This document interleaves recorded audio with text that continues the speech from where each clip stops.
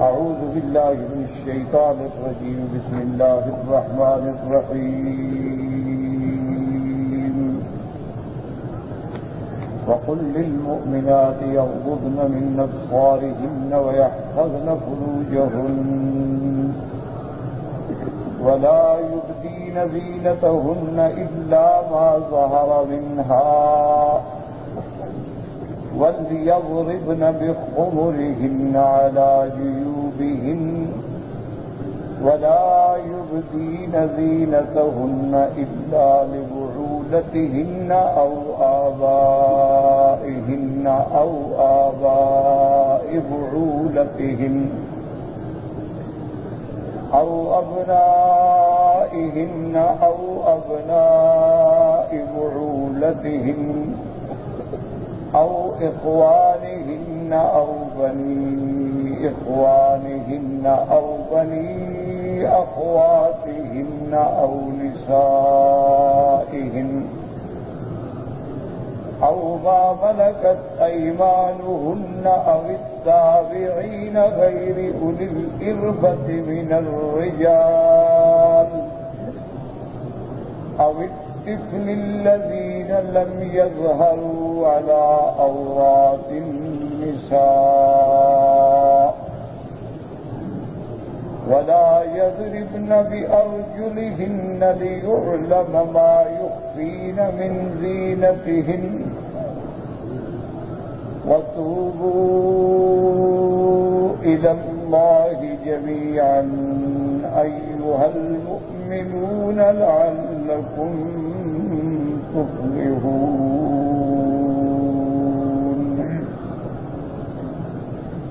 اللہ تبارک و تعالی نے کلام مقدس کی یہ صورت مبارکہ میں جیسا کہ الحمدللہ پہلے پڑھ چکے ہیں اور سن چکے ہیں کہ زیادہ تر احکام جو ہیں وہ عفت، عصمت اور عورت کے متعلق ہیں. سب سے پہلے اللہ تبارک و تعالی نے حرمت زنا اور حد زنا کا ذکر فرمایا کہ زنا حرام ہے، کبائر میں سے ہے اور اس سے تمام انسان کے نسب، حسب اور قبائل کی تباہی کا ذریعہ ہے.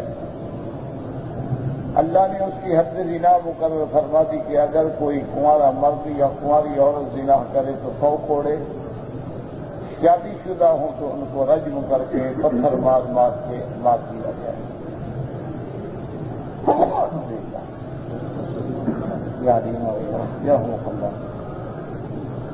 تو وجہ یہ ہوتی ہے کہ جیسے آج کل آپ دیکھتے ہیں نا کہ بعض بیماریاں ایسی ہوتی ہیں کہ جب وہ لاقابل علاج ہو جائیں تو مجبوراً عضو کاٹنا پڑتا ہے کہ بھی اب اس کو کاٹ. تو جب آدمی شادی کرنے کے بعد حلال کے ذرائع کے بعد بھی حرام سے باز نہیں آتا تو اب اس کو معاشرے میں زندہ رہنے کا حق نہیں. اس کے بعد حد قذف کا بیان تھا کہ اگر کوئی مرد کسی عورت کو ناجائز زنا کی صحبت لگائے، گواہ نہ ثابت کر سکے 80 کوڑا. عورت بھی اگر تہمت لگائے ثابت نہ کر سکے اس کو بھی حد قذف 80 کوڑا مارا جائے. اس کے بعد پھر بیان آیا تھا کہ اگر کوئی آدمی خدا نہ کرے اپنی بیوی کے ساتھ ایسے حالات میں کسی کو دیکھتا ہے، اب گواہ تو ہے نہیں، خاموش رہے تب بھی موت ہے اور بات کرے تو ثبوت کوئی نہیں، تو حد قذف کھانی پڑے گی. ایسے حالات میں وہ کیا کرے؟ ان کے لیے بھی اللہ نے راستہ نکال دیا کہ اگر وہ بندہ سچا ہے قاضی کے سامنے، ولی الامر کے سامنے آ کے 4 دفعہ قسم کھائے کہ جو کچھ میں کہہ رہا ہوں قسم سے کہتا ہوں کہ میں نے دیکھا ہے، اور 5ویں دفعہ میں کہے کہ اگر میں جھوٹ بولتا ہوں تو مجھ پہ اللہ کی لعنت ہو. اب قاضی عورت کو مجبور کرے گا کہ تم بتاؤ، اگر تم نے گناہ کیا وہ اعتراف کر لے تو پھر اس کو حد زنا لگے گی. اگر اعتراف نہ کرے تو اس کو بھی قاضی حکم دے گا کہ تم 4 قسمیں کھا کے اپنی برات بیان کرو. وہ 4 قسمیں کھائے کہ میں نے خدا کی قسم میں سے گناہ نہیں کیا ہے بلکہ خامند جھوٹ بولتا ہے. 5ویں دفعہ کہے کہ مجھ پہ اللہ کا غضب ہو اگر میں نے جھوٹ بولا ہے. تو اب دونوں سے حد ختم ہو جائے، نہ اس کو جھوٹ کی حد لگے گی نہ اس کو قذف کی حد لگے گی. لیکن قاضی دونوں کے درمیان میں ہمیشہ کے لیے تفریق کر دیں گے کہ اب یہ ہمیشہ کے لیے میاں بیوی نہیں رہے۔ پھر ضمن اللہ تبارک و تعالیٰ نے سیدہ عائشہ رضی اللہ تعالی عنہا کا قصہ عشق بیان فرمایا کہ ایسے واقعات جو ہیں ان سے آدمی گھبرائے نہیں، یہ ابتلا ہے، امتحان ہے، حتیٰ کہ اللہ کا پیغمبر سید الاولین والآخرین کے گھرانے کو بھی دشمنوں نے معاف نہیں کیا۔ تو ہر انسان پر ایسے حالات آ سکتے، اور وہ کیا کرے، وہ اسی طرح صبر کرے جس طرح سیدہ عائشہ صدیقہ رضی اللہ تعالی عنہا نے صبر کیا۔ اللہ تبارک و تعالی صبر کرنے والوں کی ضرور مدد فرماتے ہیں۔ پھر اللہ نے براءت عائشہ رضی اللہ تعالی عنہا کا ذکر فرمایا جو قرآن میں 2 رکوع کے اندر ہے اور قیامت تک پڑھا جائے گا، جس سے سیدہ عائشہ کی عزت، عصمت، عفت، براءت اور عظمت شان محمد مصطفیٰ صلی اللہ علیہ وسلم بھی ظاہر ہوئی کہ جب اللہ کے نبی کے گھرانے پہ کوئی اعتراض ہوا تو براہ راست اللہ نے جواب دیا۔ اب ان کے بعد آیا تھا مسئلہ استیزاء، کیونکہ اسلام اگر کسی چیز کو روکتے ہیں تو اس کے سارے راستے بند کر دیتے ہیں تاکہ ان راستوں میں آدمی جائے نہ، گناہ ہوگا ہی نہیں۔ مسئلہ استیزان و استیناس کا مطلب یہ ہے کہ اگر آپ کسی کے گھر میں جانا چاہیں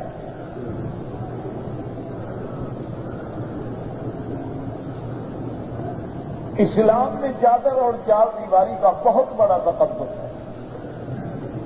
کسی کو یہ حق نہیں پہنچتا کہ کوئی آدمی کسی کے گھر میں تانگ جھانک کرے، کسی کے گھر میں تجسس کرے، کسی کے گھر میں عیب ڈھونڈتا پھرے۔ اگر وہ جانا بھی چاہتا ہے تو پھر اسلامی طریقے سے جائے اور دروازے پہ جا کے اگر ناک بھی کرے گا تو ساتھ یہ بھی بتلائے کہ میں کون ہوں، اور السلام علیکم بھی کہے۔ اذن مل جائے داخل ہو، اذن نہ ملے تو داخل نہ ہو، اور اذن بھی 3 دفعہ مانگے گا۔ اگر 3 دفعہ میں بھی اذن نہ ملے تو اس کا مطلب یہ ہے کہ گھر والے جو ہیں اس وقت اس کے آنے پہ راضی نہیں ہیں، یا اگر کبھی ایسے حالات بھی ہوتے ہیں کہ صاحب خانہ گھر میں موجود نہیں ہے تو گھر والے کہہ دیتے ہیں کہ بھئی ابھی آپ لوٹ جائیں، تو شریعت یہ حکم دیتی ہے کہ تم واپس لوٹ آؤ۔ اس کو اپنی انا کا مسئلہ نہ بناؤ کہ دیکھو جی مجھے کہہ دیا کہ لوٹ جاؤ، بھی گھر میں جب کوئی نہیں ہے تو ایک شریف عورت تو یہی کہے، تو آپ کو چاہیے کہ تم واپس آئے۔ اور اس لیے ساتھ اسلام نے یہ بھی بتلا دیا کہ جب کسی کے دروازے پہ اذن مانگنے کے لیے کھڑے ہوں تو سامنے کھڑے ہوں، تاکہ اتفاق سے بھی اگر دروازہ کھلے تو تمہاری نظر اس پہ نہ پڑ جائے، اور دائیں طرف کھڑے ہوں یا بائیں طرف کھڑے ہوں تاکہ ان کو اطلاع مل جائے اور تمہاری نظر گھر والوں پہ نہ پڑے، ورنہ پھر گھر بنانے کا کیا فائدہ، 4 دیواری کا کیا فائدہ، دروازے کا کیا فائدہ اور پردے کا کیا فائدہ۔ اسی طرح اسلام نے یہ بھی حکم دیا ہے کہ جب اذن مانگو تو آرام سے مانگو، اپنا نام ظاہر کر کے مانگو۔ یہ کہنا بھی منع ہے کہ جی میں آیا ہوں، خان صاحب آئے ہیں، خدا جانے دنیا میں کتنے خان ہیں۔ منع یہ ہے کہ اپنا نام بتا کے واضح کرو تاکہ گھر والوں کو پتہ چلے کہ ہمارے پاس آنے والا کون ہے۔ اسلام نے یہ چادر اور 4 دیواری کے حکم بیان فرمائے۔ اب مسئلہ یہ تھا کہ اگر آدمی اپنے گھر میں جا رہا ہے جہاں اس کی اپنی بیوی ہے تو وہاں بھی اسلام کہتا ہے کہ دروازے پر پہنچ کے ایسے حالات پیدا کرو کہ گھر والوں کو تمہارے آنے کا پتہ چل جائے، کیونکہ گھر میں کبھی بیوی بھی ہوتی ہے، بہن بھی ہوتی ہے، بیٹی بھی ہوتی ہے۔ اچھا، گھر میں اگر اکیلے بیوی رہتی ہو تو ہو سکتا ہے اس کو کوئی ملنے والی بھی آئی ہو، تو آدمی کو پتہ نہیں ہوتا، اس لیے حکم ہے کہ وہاں بھی اپنے دروازے پہ کھڑے ہو کے زور سے بات کر لی، یا کھنکھار دیا یا زور سے پاؤں زمین پہ مار دیا تاکہ گھر والوں کو اندازہ ہو کہ آدمی آ رہا۔ اسی طرح اسلام نے یہ بھی حکم دیا ہے کہ آپ سفر سے جاتے ہیں تو پہلے اپنے گھر والوں کو مطلع کرو کہ میں فلاں وقت گھر میں پہنچ رہا ہوں۔ اگر ویسے چلے جاؤ جیسے کہ ایک حدیث مبارک میں آتا ہے کہ رحمت دو عالم صلی اللہ علیہ وسلم سفر سے تشریف لائے تو مدینے کے باہر آپ نے پڑاؤ فرما دیا، آپ نے فرمایا یہیں ٹھہر جاؤ، یہیں آرام کرو، پھر شام کو گھروں میں جائیں تاکہ گھر والے جو ہیں وہ تیار ہو جائیں، ذہناً بھی تیار ہو جائیں اور ایک شریف بیوی کا شوہر گھر میں نہ ہو تو وہ بناؤ سنگار بھی نہیں کرتی، صفائی کا خیال بھی نہیں رکھتی. تو اب وہ تیار ہو جائے تاکہ خامد کی نظر جو ہے اپنے بیوی کے چہرے پہ پڑے تو اس کے لیے وہ آمادہ ہو اور تیار ہو، نہ کہ کوئی ایسی حالت ہو کہ آدمی کے دل میں نفرت پیدا ہو جائے. اس لیے اسلام نے ان احکامات کا بڑا خیال فرمایا ہے اور پابندی کرنا. ان احکامات کے بعد پھر اللہ نے حکم دیا تھا غض بصر اور حفظ فرج. کیا معنی؟ اللہ نے حکم دیا کہ میرے محبوب رحمت دو عالم صلی اللہ علیہ وسلم کل المؤمنین، ایمان والوں سے کہہ دو کہ اپنی نظروں کو پست کر دیں، اپنی نظروں کو نیچے کر دیں، اپنے شرمگاہوں کو تھام کے رکھیں، حفاظت کریں. اگر اس لیے یہ مسئلہ نکلا کہ کسی غیر محرم عورت کو دیکھنا شرعاً ناجائز، لیکن اگر تمہاری نظر فجأتاً پڑ جاتی ہے، یعنی اتفاقاً اچانک نظر پڑ گئی، تو حضرت علی رضی اللہ تعالی عنہ کو حضور نے فرمایا کہ الاولی لک، کہ پہلی نظر جو اچانک پڑی ہے اس پہ تو اللہ نہیں پکڑیں گے، لیکن فوراً پھر تم اپنی نظریں جھکا دو. اب تمہیں اس نظر کے طویل کرنے کی بھی اجازت نہیں اور نہ دوبارہ نظر ڈالنے کی اجازت ہے. اور اسی طرح اسلام نے حکم دیا کہ اپنے شرمگاہوں کی حفاظت کرو. اللہ نے اگر تمہارے لیے زنا حرام کر دیا ہے تو اللہ نے تمہارے لیے نکاح کو بھی تو حلال کر دیا ہے. اللہ تبارک و تعالیٰ نے اگر ایک چیز سے تمہیں منع فرمایا ہے تو دوسری جگہ تمہیں حلال کے ذریعے سے اپنے خواہشات کو پورے کرنے کی اجازت بھی دی. اور وہ اجازت بھی ایسی دی ہے کہ اگر اللہ نے تمہیں دولت دی ہے، صحت دی ہے، طاقت دی ہے، ایک بیوی تمہارے حقوق ادا نہیں کر سکتی، یا ایک عورت جو ہے کبھی حیض کی حالت میں ہے، کبھی حمل کی حالت میں ہے، کبھی نفاس کی حالت میں ہے، کبھی بیماری کی حالت میں ہے، اور خاوند کو خواہش ہے تو وہ کیا کرے؟ اس لیے حکم ہے کہ تم 2 بیویاں بھی کر سکتے، اس لیے حکم ہے کہ تم بیک وقت 3 بھی کر سکتے ہو، بیک وقت 4 بھی کر سکتے ہو.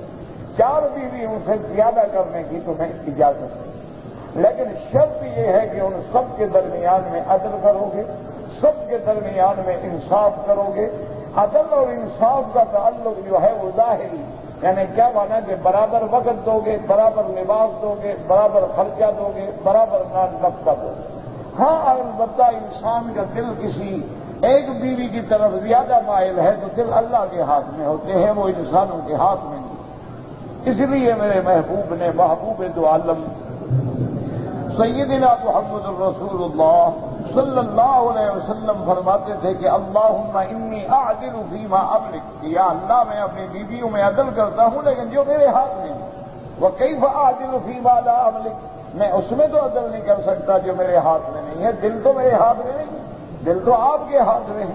کیوں؟ قدرتی طور پہ انسان کا دل کسی ایک بیوی کی طرف زیادہ مائل ہوتا ہے، یا وہ بیوی زیادہ مہذب ہے، با جمال ہے، با حسب ہے، با نسب ہے، اس کی موافقت ذہنی ہے شوہر سے، تو میلان فطری طور پہ زیادہ ہو جاتا ہے، وہ قابل مواخذہ نہیں ہوتا.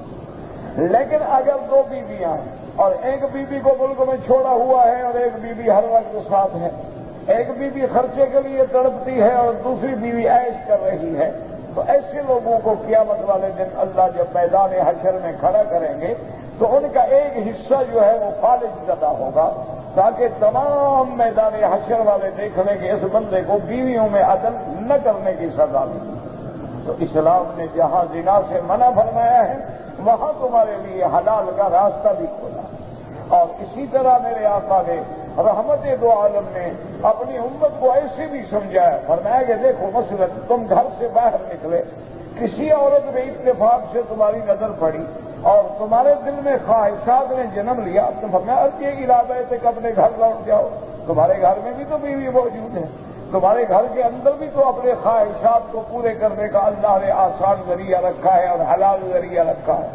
اس لیے قرآن نے واضح کر دیا کہ مومن وہ ہوتے ہیں والذین هم لفروجهم حافظون الا علی ازواجهم او ما ملکت ایمانهم فانهم غیر ملومین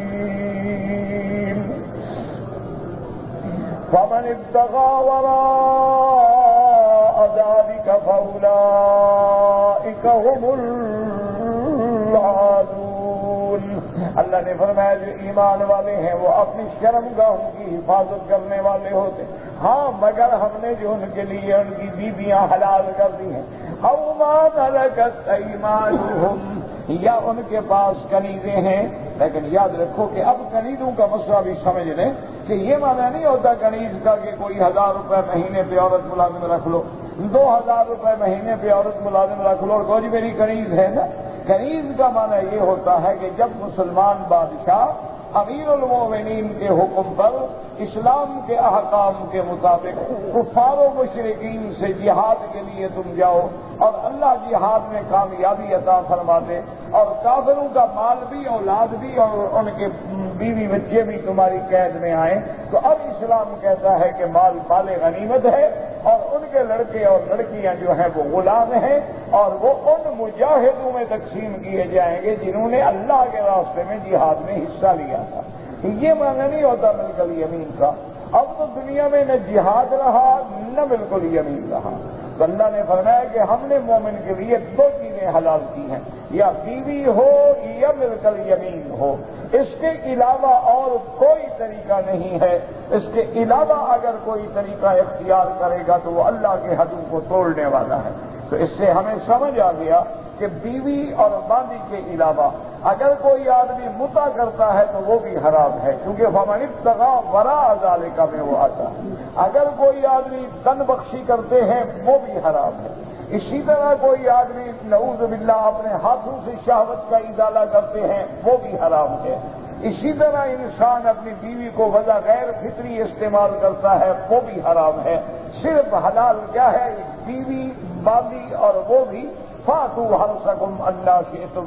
اللہ نے فرمایا کہ اس میں بھی تمہیں حق یہ ہے کہ جس جگہ سے اللہ نے تمہاری کھیتی بنائی ہے، جہاں سے اولاد پیدا ہوتی ہے، صرف تمہارے لیے وہ حلال ہے۔ اس کے علاوہ جو ہے استعمال کرنا ہر لحاظ سے حرام ہے، چاہے بیوی ہو یا غیر ہو۔ تو اللہ تبارک و تعالیٰ نے ان آیات میں مومنوں کو حکم دیا کہ ایمان والو غیر محرم عورتوں پہ نظر نہ ڈالو، اتفاق سے بھی نظر پڑ جائے تو فوراً اپنی نظروں کو جھکا لو، اسی میں تمہارے لیے پاکی ہے، اسی میں تمہارے لیے بہتری ہے، اسی میں تمہارے لیے خیر ہے، اور اسی میں تمہارے لیے عفت کا مقام ہے۔ اللہ نے یہ حکم دیا ہے، لیکن یاد رکھیں یہ سارے احکام کن لوگوں کے لیے ہیں؟ اللہ نے فرمایا یا ایھا الذین آمنوا، دوسری جگہ فرمایا قل للمؤمنین یغضوا من ابصارہم۔ معلوم ہوا کہ یہ احکام ایمان والوں کے لیے ہیں، جن کا اللہ پر ایمان نہ ہو، اللہ کے قرآن پہ ایمان نہ ہو، یوم آخرت پہ ایمان نہ ہو، ان کے لیے ان احکامات کا کیا ہے؟ ان کے لیے تو مرد بھی آزاد ہیں، وہ حیوانوں کی طرح چلتے پھرتے ہیں، عورتیں بھی آزاد ہیں، جہاں چاہے منہ مالتی پھریں۔ تو اس لیے یہ احکام ایمان والوں کے لیے ہیں۔ اگر تمہارا ایمان ہے تو پھر ان احکامات سے عمل کرنا ہوگا۔ اسی لیے ایک حدیث مبارک میں آتا ہے، میرے آقا نے ارشاد فرمایا، آپ نے فرمایا النظر سهم مصبوب من سحاب ابلیس۔ حضور پاک نے ارشاد فرمایا کہ یہ نظر جو ہے یہ زہریلا تیر ہے شیطان کے تیروں میں سے، کہ اسی نظر سے تو ساری مصیبت پیدا ہوتی ہے۔ پہلے نظر پڑے گی، پھر دل میں خیال پیدا ہوگا، پھر قدم بڑھے گا، پھر بات ہوگی اور انجام گناہ ہوگا۔ لیکن جب ہم نے نظر کو ہی روک لیا ہے تو اگلی ساری چیزیں جو ہیں وہ خود بخود رک گئی۔ اس لیے اللہ نے حدود بیان فرما دی، میرے محبوب نے مثال دی۔ آپ نے فرمایا کوئی آدمی اپنی کاشت کرتا ہے اور کاشت کے ارد گرد وہ باڑ لگا دیتا ہے۔ اگر تم باڑ کے قریب میں اپنے بکریاں اور مال لے جاؤ گے تو ہو سکتا ہے کہ کبھی وہ باڑ کے اندر بھی چلے جائیں، لیکن اگر تم باڑ سے دور رہو گے تو کبھی خطرہ نہیں ہوگا۔ اس لیے حکم ہے کہ زنا کے قریب بھی نہ آؤ۔ غیر محرم پہ جب نظر ڈالنا منع ہے تو بات کرنا بھی منع ہے، غیر محرم سے علیحدہ بیٹھنا بھی منع ہے، غیر محرم کے ساتھ سفر کرنا بھی منع ہے، غیر محرم کے ساتھ ٹیلی فون پہ مکالمہ بھی منع ہے، غیر محرم کے ساتھ خلوت بھی منع ہے، تاکہ ایسے حالات پیدا ہی نہ ہوں جن سے گناہ ہو سکتا ہے۔ تو اللہ تبارک و تعالیٰ نے یہ احکامات ارشاد فرمائے۔ اب حالانکہ قاعدہ پورے قرآن میں یہ ہے کہ جہاں اللہ حکم دیتے ہیں مردوں کو تو عورتیں بھی تابع ہوتی ہیں۔ ایک بات ہمیشہ یاد ہے، مثلا جہاں بھی حکم آئے گا یا ایھا الذین آمنوا کتب علیکم الصیام، ایمان والو اللہ نے تم پہ روزہ فرض کیا ہے. اب بظاہر تو خطاب مردوں کو ہے لیکن عورتوں پر بھی فرض ہے، تو عورتوں پر بھی وہی احکام نافذ ہوں گے جو مردوں کے لیے نافذ ہیں. اسی طرح اللہ تبارک و تعالی نے جیسے حکم دیا اقیموا الصلاۃ وآتوا الزکاۃ، اسی طرح اللہ نے حکم دیا للہ علی الناس حج البیت من استطاع الیہ سبیلا. اللہ نے حکم دیا انا اعطیناک الکوثر فصل لربک وانحر. تو سارے حکم میں مردوں کو خطاب کیا جاتا ہے اور عورتیں جو ہیں اس خطاب میں تابع ہوتی ہیں. لیکن جہاں اللہ مردوں کو بھی حکم دیں پھر عورتوں کو بھی ساتھ حکم دیں تو مانا یہ حکم بہت ضروری ہے. یہ حکم انتہائی اہم ہے کہ اللہ نے مومنین مردوں کو بھی خطاب کیا ہے اور مومنہ عورتوں کو بھی خطاب کیا. تو اس لیے آج کے سبق میں جو ہم نے پڑھا ہے یہاں اللہ نے مومنہ عورتوں کو خطاب کیا. فرمایا وَقُلْ لِلْمُؤْمِنَاتِ يَغْضُضْنَ مِنْ أَبْصَارِهِنَّ وَيَحْفَظْنَ فُرُوجَهُنَّ. اللہ نے فرمایا میرا مدنی ایمان والی عورتوں کو حکم دیں اپنی نظریں پست رکھیں اور اپنے بدن کو اپنی شرمگاہوں کو تھامتی رہیں، مانا حفاظت کریں. اللہ نے اسی لیے بی بی مریم کی تعریف کی ہے قرآن پاک کے اندر. اور تعریف کیا التی احسنت فرجہا، وہ بی بی جس نے اپنے بدن کو محفوظ رکھا. اسی لیے اللہ تبارک و تعالیٰ فرماتے ہیں کہ قیامت والے دن جو ہم نے مومنین کے لیے حور عین رکھی ہیں ان کی صفتیں کیا ہے؟ فرمایا حور مقصورات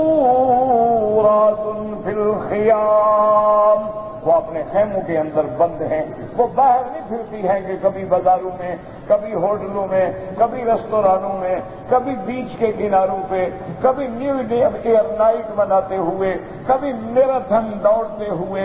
اللہ نے فرمایا نہ وہ تو اپنے خیموں میں بیٹھنے والی ہیں. وہ ایسی بات ہے کہ لم یطمثہن انس قبلہم لم یطمثہن انس قبلہم ولا جان.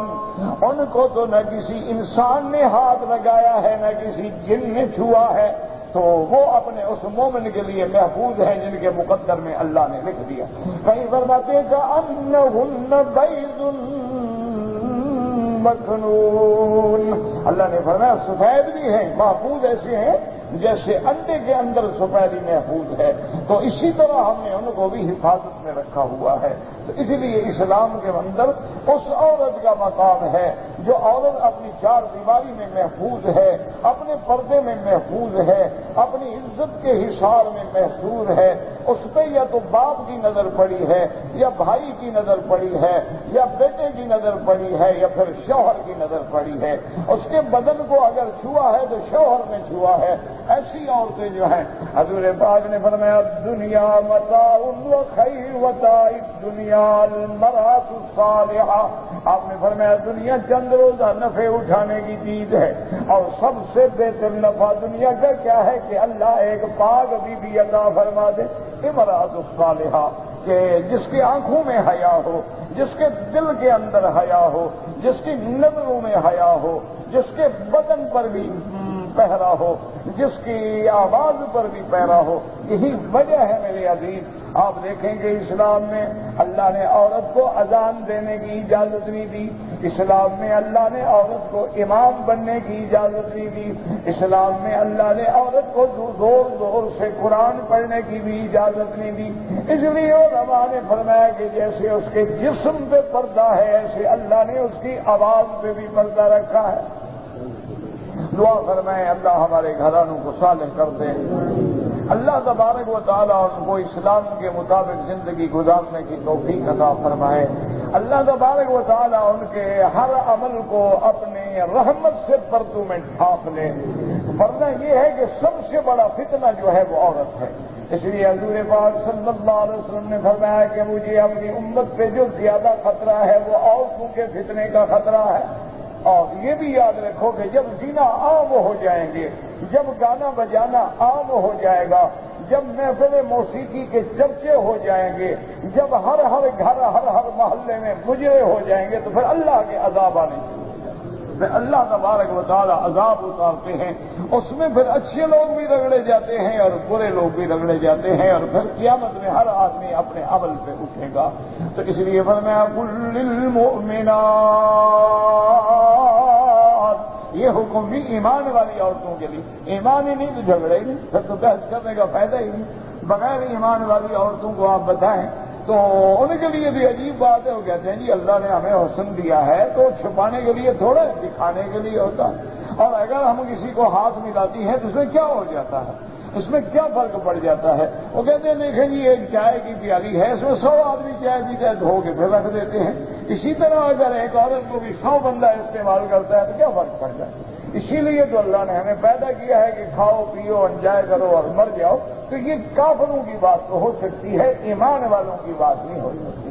ہمارا مخاطب جو ہے وہ ایمان والا مرد ہے، ہمارا مخاطب جو ہے وہ ایمان والی بیٹی ہے، جس کے اندر خدا کے قرآن پر ایمان نہیں، جو زنا کو زنا ہی نہیں سمجھتے، جو زنا کو گناہ ہی نہیں سمجھتے، جو موسیقی اور گانے بجانے کو اپنی غذائے روح سمجھتے ہیں، جو موسیقی کو عبادت کا درجہ دیتے ہیں، جو گانے بجانے کے ذریعے سے اپنی ترقی چاہتے ہیں، جن لوگوں نے گروپ بنائے ہیں اور گا کے اور سرک کے پوری دنیا کو گمراہ کر رہے ہیں، ان کے تو عقل میں اللہ ہدایت دے دے تو قادر ہے، ورنہ مخاطب کرنے کی ضرورت ہی نہیں ہوتی۔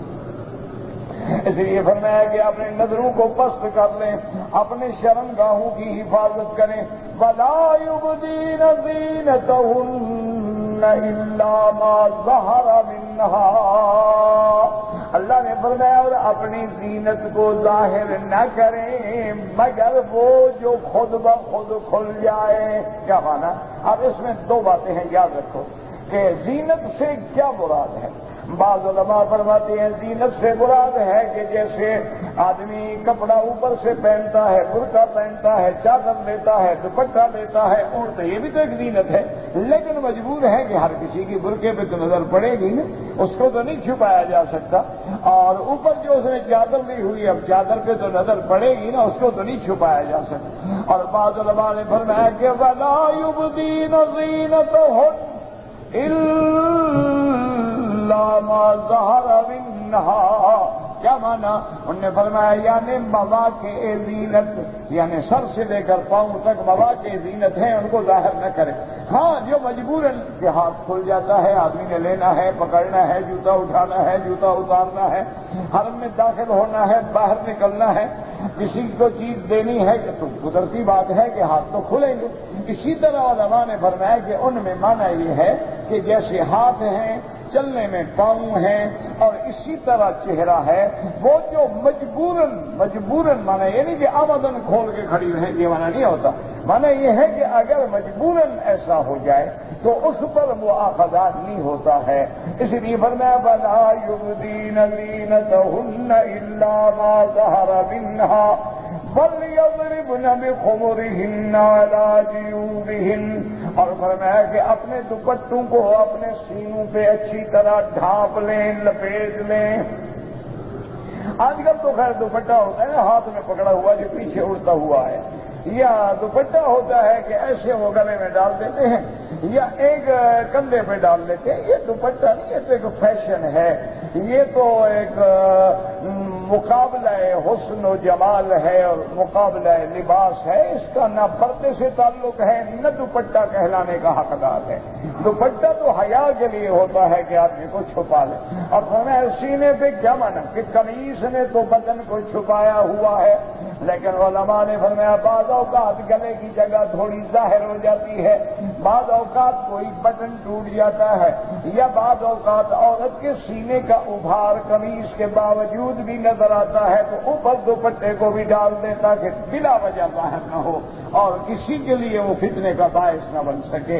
اس لیے علماء نے اور فرمایا وَلَا يُبْدِينَ زِينَتَهُنَّ، اور یہ ظاہری یعنی ہاتھ، پاؤں اور چہرہ، یہ ظاہری زینت بھی وہ کسی پہ ظاہر نہیں کر سکتی، الا لبعولتهن، مگر اپنے شوہروں کے لیے، شوہر کے لیے تو خیر سارے جسم پہ نظر ڈالنا بھی جائز ہے، لیکن ایک بات یاد رکھیں کہ حضور صلی اللہ علیہ وسلم کی محبوبہ سیدہ عائشہ صدیقہ رضی اللہ تعالی عنہا فرماتی ہے کہ میں نے حضور کی بدن مبارک پہ کبھی نظر نہیں ڈالی اور حضور نے بھی میرے وجود پہ کبھی نظر نہیں ڈالی، یعنی حیا کا مقام تو یہ ہے۔ اس لیے علماء نے فرمایا اذا جامع الرجل زوجته فلا ينظر الى فرجه، حضرت ابن عباس فرماتے ہیں کہ جب آدمی اپنی بیوی سے بھی جماع کرنا چاہے تو اس کے فرج پہ، اس کے فرج پہ، اس کی شرمگاہ پہ نظر نہ ڈالے، ورنہ اس کو یہ چیزیں جو ہے کبھی اندھا کرنے کا باعث بنیں گی۔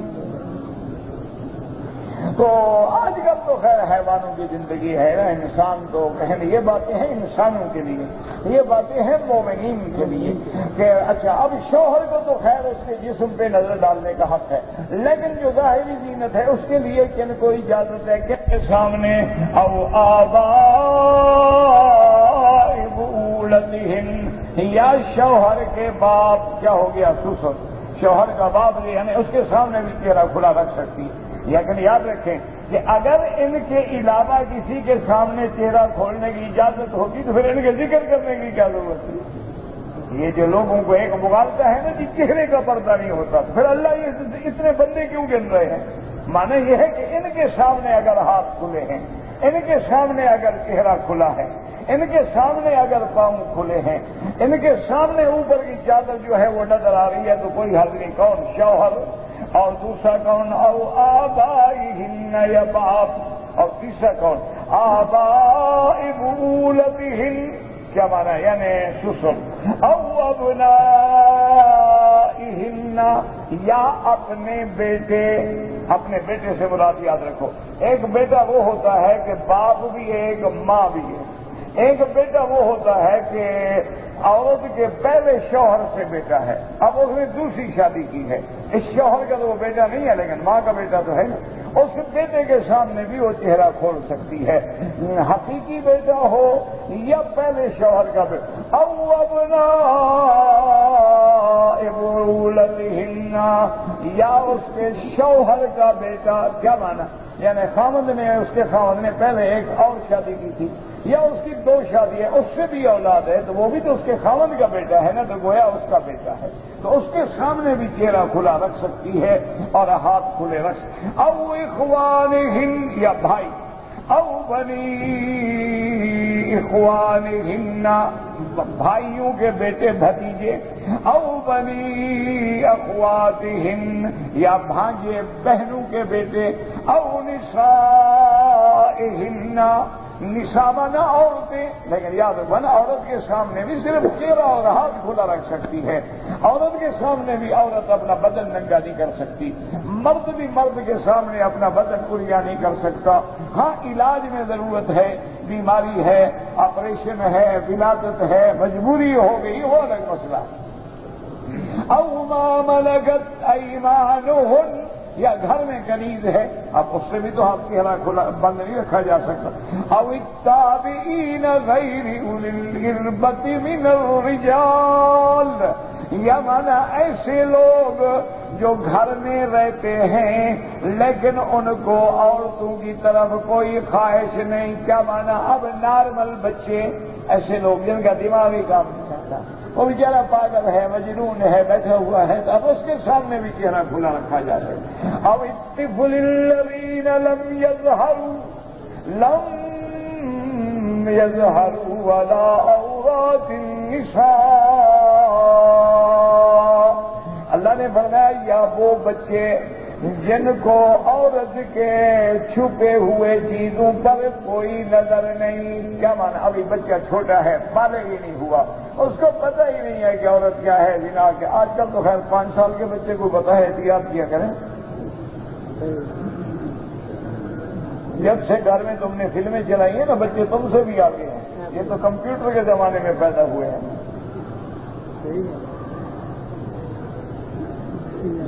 آج کل تو جو ماں باپ کو بھی پتا نہ ہو نا، وہ 5 سال کا بچہ بھی جانتا ہے۔ آج کل تو احتیاط ضروری ہے، یہ پہلے دور کی بات تھی کہ لوگ بیچارے نابالغ ہوتے تھے، بکریاں چرا رہے ہیں، لڑکیاں ہیں، لڑکے، پتہ ہی نہیں ہوتا تھا کہ لڑکی لڑکا کیا ہے، ان کے کبھی دماغ میں بھی نہیں آیا تھا کہ زنا کیا ہوتا ہے۔ ایسے واقعات بھی موجود ہیں کہ کئی لڑکوں کی شادیاں ہوئیں تو ایک دن نہیں ہفتے گزر گئے، مہینے گزر گئے، خاوند کو پتہ نہیں کہ میں نے بیوی کو کیا کرنا ہے، بیوی کو پتہ نہیں کہ میں نے خاوند کو کیا کرنا ہے۔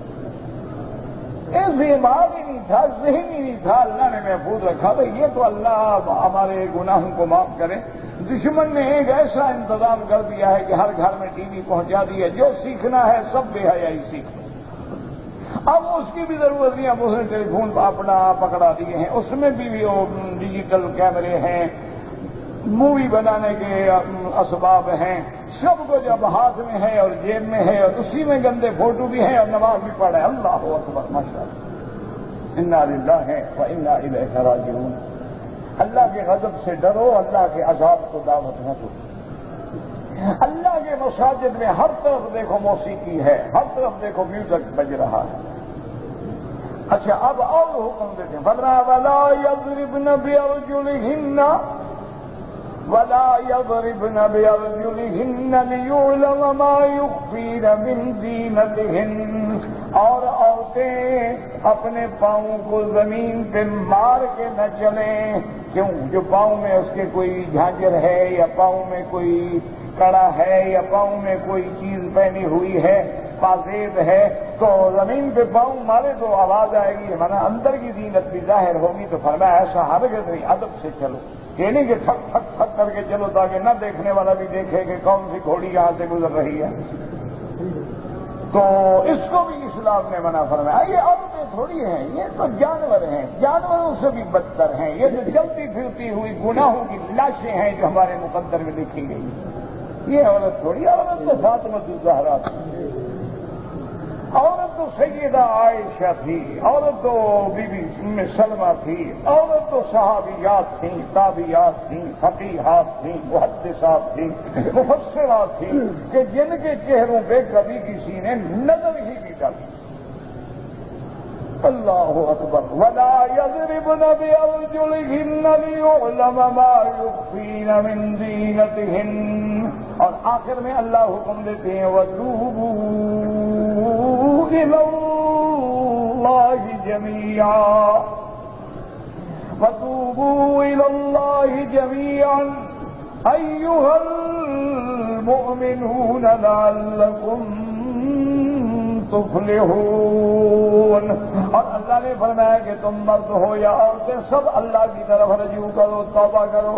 کیوں؟ کوئی غلطی ہو گئی، توبہ کرو، اللہ رحمت فرمانے والے ہیں، اللہ معاف فرمانے والے ہیں تاکہ تم فلاح کو پہنچ جاؤ۔ اور اسی طرح ایک مسئلہ سمجھو کہ اگر تمہارے گھر میں کوئی ہندو عورت یا مشرکہ کافرہ یہودیہ آتی ہے تو اسلام کہتا ہے وہ بھی اسی طرح ہے جیسے اجنبی مرد ہوتا ہے، اس سے بھی پردہ کرو، کیونکہ وہ تمہارے حسن کو جا کے باہر منتشر کرے گی، اس کو تمہاری عزت کا تو خیال ہے نہیں، اس کو تمہاری عفت کا کوئی خیال نہیں۔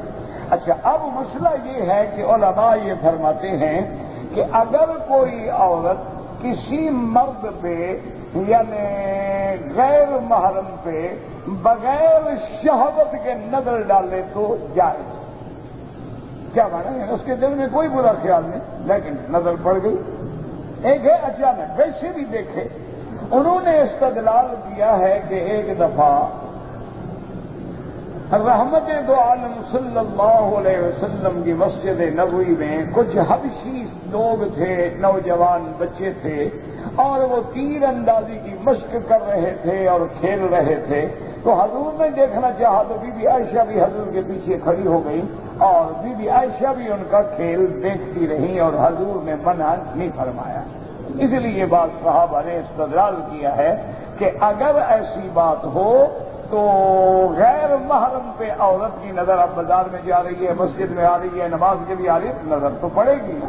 تو نے کہا کہ اگر دل میں کوئی یعنی شہوت نہیں ہے کوئی دل میں برائی نہیں ہے تو ایسے نظر ڈالنا منع نہیں ہے، کیونکہ مسجد نبوی تھی، حضور خود موجود تھے، اور دیکھنے والی بھی پاک بی بی عائشہ تھی جس کی پاکی اللہ نے قرآن میں بیان کی ہے۔ انہوں نے کہا ایسے حالات میں اگر عورت نے نظر ڈالی تو گناہ نہیں ہوگا۔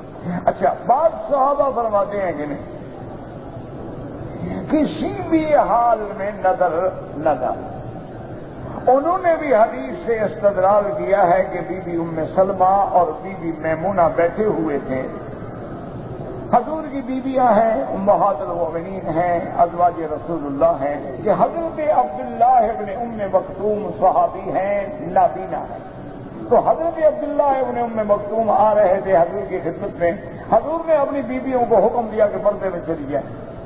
انہوں نے کہا یا رسول اللہ کس سے پردہ کریں، وہ تو نابینا ہے بیچارہ، عبداللہ ابن ام مکتوم جو ہے وہ تو نابینا صحابی ہے، وہ ہمیں تھوڑا دیکھے گا۔ آپ نے فرمایا انتما، اچھا وہ تو نابینا ہے، تم تو نابینا نہیں ہو۔ صحابی تو نابینا ہے، انہیں دیکھے گا، لیکن تمہاری تو آنکھیں ہیں نا، تم تو دیکھو گی۔ تو حضور نے منع کر دیا۔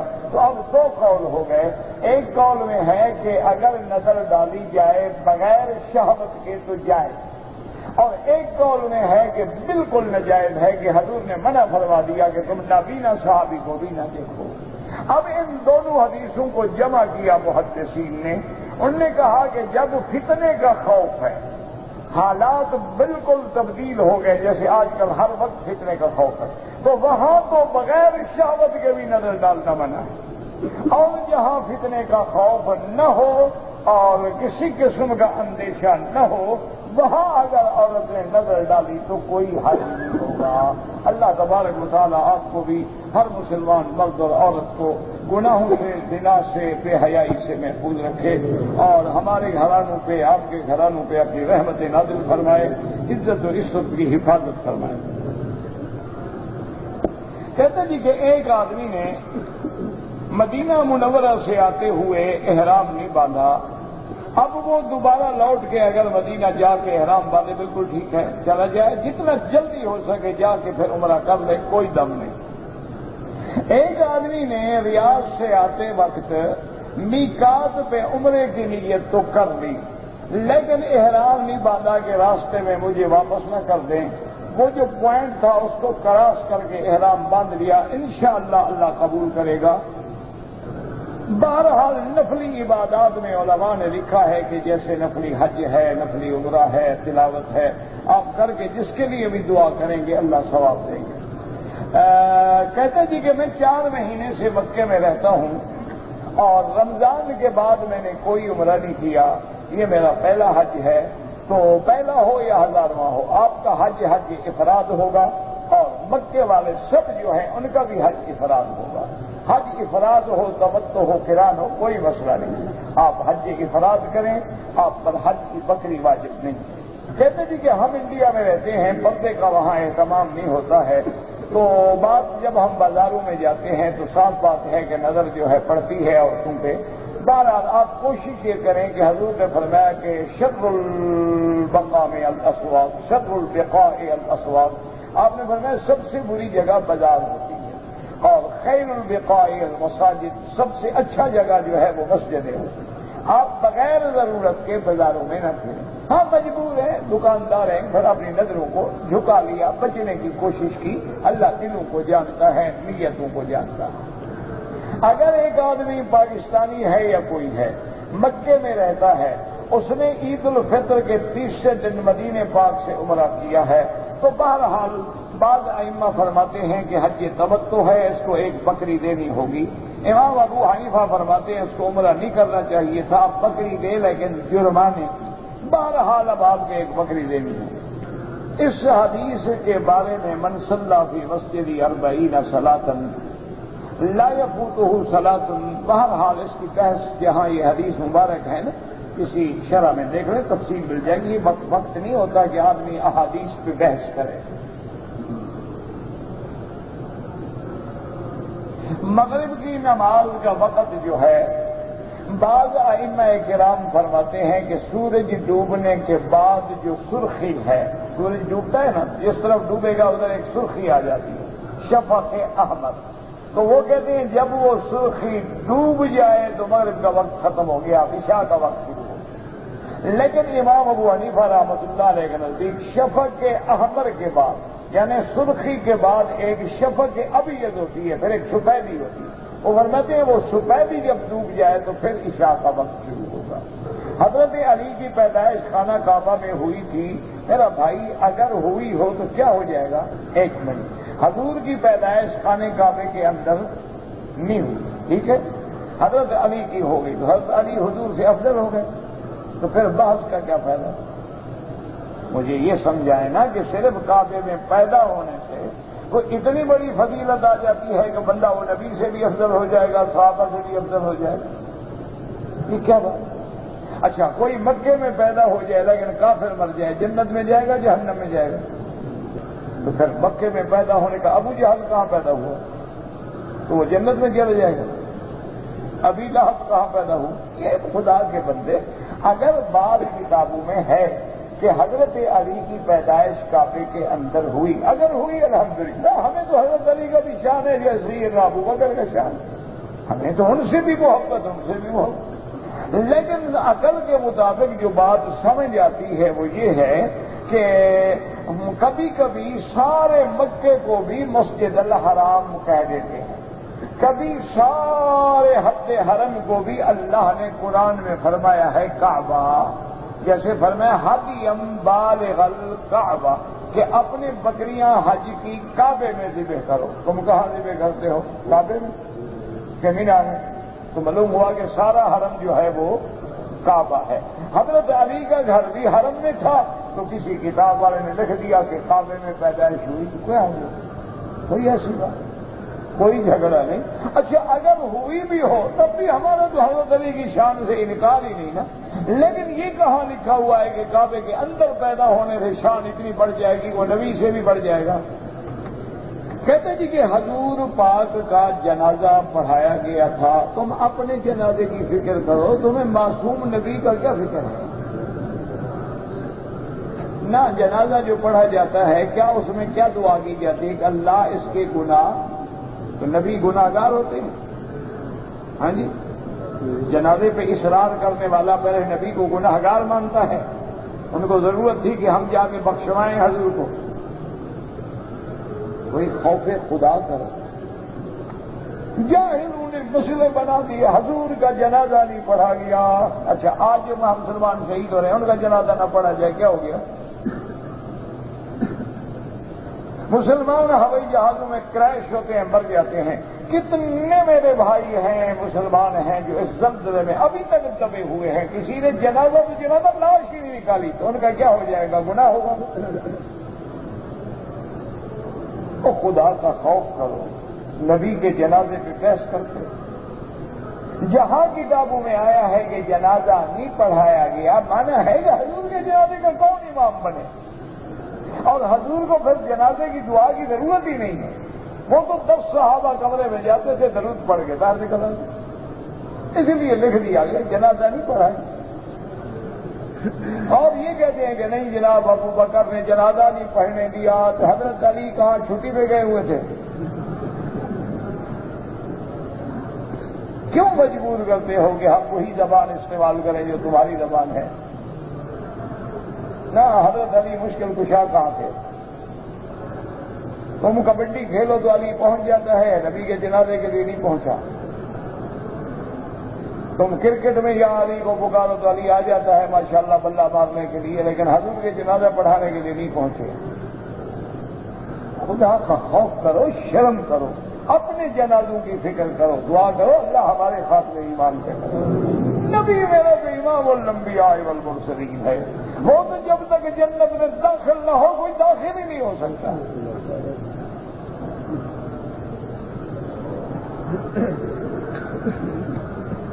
کہتے جی کہ حدیث سے ثابت ہے کہ 20 رکعت تراویح ہے، ہاں جی بالکل ثابت ہے، حدیث ہے حضور کی کہ علیکم سنتی و سنت الخلفاء الراشدین، میری سنت میرے خلفاء راشدین کی سنت، تو حضرت عمر نے کیا، صحابہ کا اجماع ہو گیا، وہ سنت ہے۔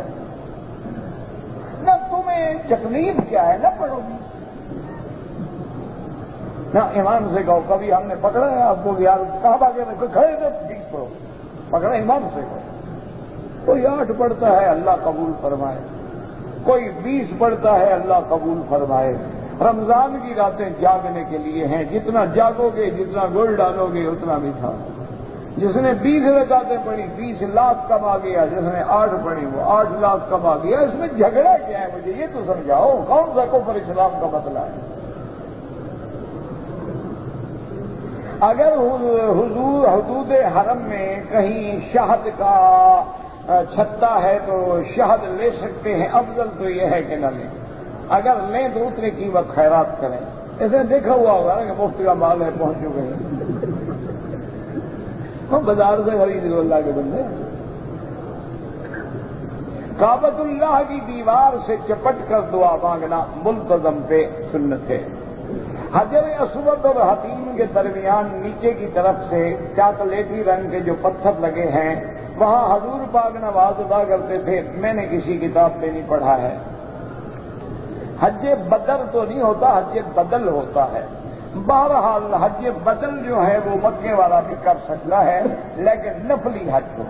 اگر حج فرض ہے افضل یہ ہے کہ جہاں کا بندہ ہے وہاں سے بندہ بھیجے, ورنہ کم از کم میقات کے باہر سے جا کے احرام باندھے. اگر حج تمتع ہے اور میرے پاس حج کی بکری رکھنے کے پیسے نہیں ہیں, کوئی حج نہیں, آپ 3 روزے رکھ لیں. 3 ایام فی الحج و7 اذا رجعتم. 3 روزے حج میں رکھ لیں. کیا مانا ہے؟ 1 2 3 ذی الحجہ کو رکھ لیں, 3 4 5 کو رکھ لیں, اور 7 روزے حج کے بعد رکھ لینا بس. ایک عزیز ہے, ان کی والدہ فوت ہو گئی, اللہ مغفرت فرمائے. اللہ تمام فوت ہونے والوں پر رحم فرما. اللہ جو لوگ قبروں میں ہیں ان کی قبروں کو باغ جنت بنا, اور جو زندہ ہیں ان کی ہدایت کے فیصلے فرما, اور جو بیمار ہیں ان کی شفا بھی فیصلہ فرما.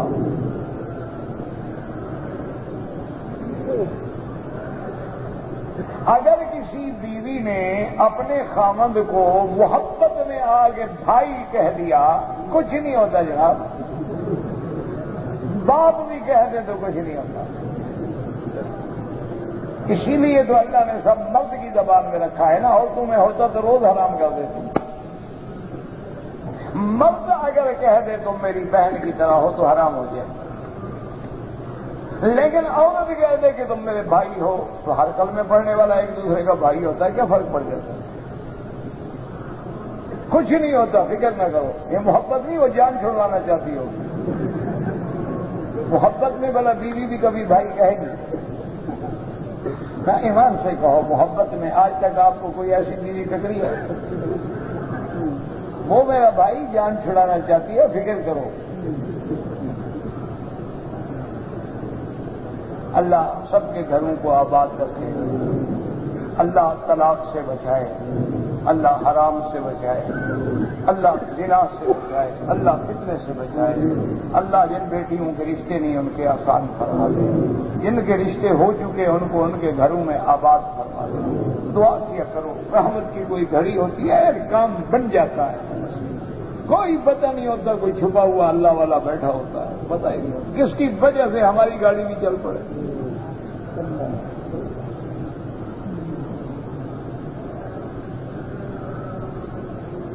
کہتے جی کہ میری والدہ کو خط لکھنا نہیں آتا, وہ خط میری بیوی سے لکھواتی ہے, اور صاف بات ہے کہ ماں تو لکھوائے گی نا کہ میرے بیٹے السلام علیکم, لیکن لکھتی میری بیوی ہے. تو تمہاری باپ ماں کی کلام نقل کر رہی ہے, خود تو تمہیں بیٹا نہیں کہہ رہی, خود تو تمہیں نہیں کہہ رہی ہے نا. دیکھو نا, مثلا انی لاظنک یا موسیٰ مسحورا. قرآن کہتا ہے کہ فرعون نے کہا کہ موسیٰ علیہ السلام مجھے پتہ لگتا ہے تم پر جادو ہے. تو ہم جب پڑھتے ہیں تو ہم موسیٰ علیہ السلام کو کہہ رہے ہیں ایسا, ہم تو نقل کر رہے ہیں. اس لیے اگر تمہاری بیوی خط لکھتی ہے اور جو تمہاری ماں بولتی ہے وہ لکھتی جاتی, کوئی حرج نہیں.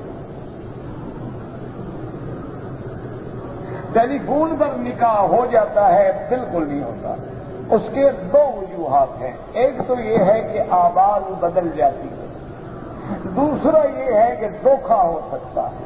کہ ٹیلی فون پہ جس لڑکی سے تمہارا ایجاب قبول کرایا گیا، جب تم اپنے ملک میں گئے انہوں نے کہا جی یہ بیٹھی آگے 90 سال کی عورت بیٹھی، کیا کرو گے؟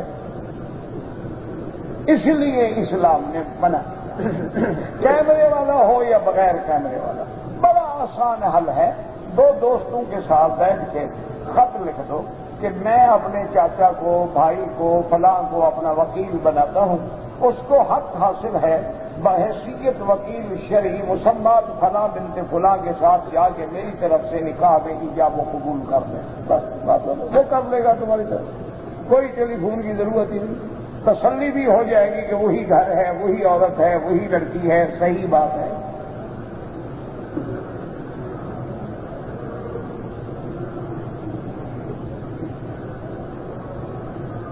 کہتے ہیں جی کہ یہاں پر بعض کتابیں ایسی شائع ہوتی ہیں کہ جن میں فقہ حنفی کے خلاف اور امام ابو حنیفہ کے خلاف بہت بڑی زبان استعمال، اللہ لکھنے والوں کو ہدایت دے، یہ ہر دور میں ہوتا آیا ہے، کچھ بھی نہیں ہوتا ان باتوں سے۔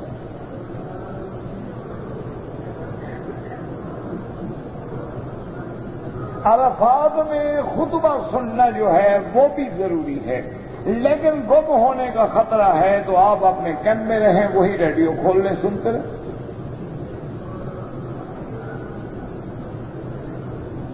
حج افراد کرنے والا چاہے پہلا حج ہو یا 10واں ہو یا دوسرا، کوئی بکری حج کی واجب نہیں، اللہ پیسے دے تو کر دو، کوئی منع بھی نہیں۔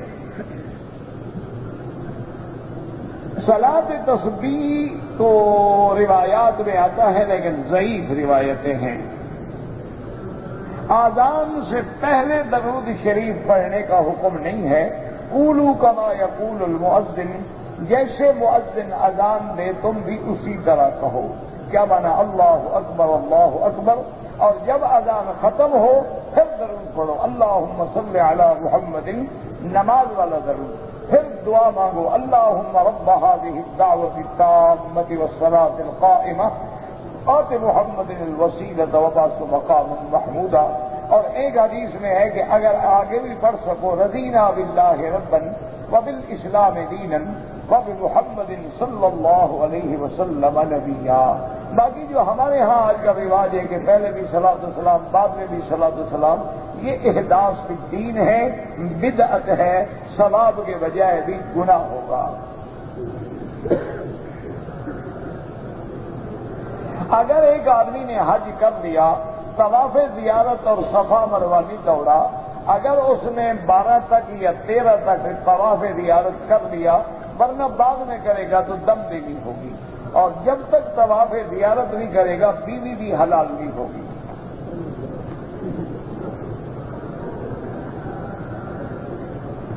احرام باندھا ہوا تھا، ڈپٹی ٹائم آ گیا، آپ نے احرام کھول کے کپڑے پہن لیے، لیکن 8 گھنٹے تک کپڑے پہنے رہے تو دم پڑ گئی۔